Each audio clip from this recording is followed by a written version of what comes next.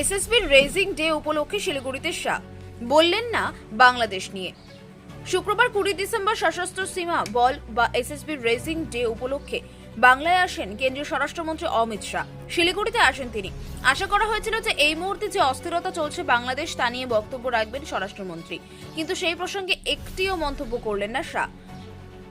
বরং এসএসবির ভূমিকা নিয়ে একাধিক বক্তব্য পেশ করেন, পাশাপাশি প্রশংসাও করেন তাদের। তিনি বলেন, এসএসবি একটি গুরুত্বপূর্ণ ভূমিকা পালন করছে সীমান্ত সুরক্ষা দেওয়ার ক্ষেত্রে। ওরা কতটা সক্রিয় তা বেশ লক্ষ্য করা যায় নেপাল ও ভুটানে। আজ বিহার যে মাওবাদী মুক্ত হয়েছে তার পেছনে একটা বড় ভূমিকা রয়েছে এসএসবির। আজ ছত্তিশগড়ে মাওবাদী দমন করার সম্ভব হয়েছে কারণ স্থানীয় পুলিশ ও নিরাপত্তা সংস্থার সঙ্গে লাগাতার যোগাযোগ রেখেছিল এসএসবি। আমি নজর রাখতে বলবো যেন সীমান্তের কাছে দেশবিরোধী কার্যকলাপ না হয়। উল্লেখ্য, একাধিক অনুষ্ঠানে যোগ দিতে বৃহস্পতিবার রাতে বাগডোগরা বিমানবন্দরে পা রাখেন কেন্দ্রীয় স্বরাষ্ট্রমন্ত্রী অমিত শাহ।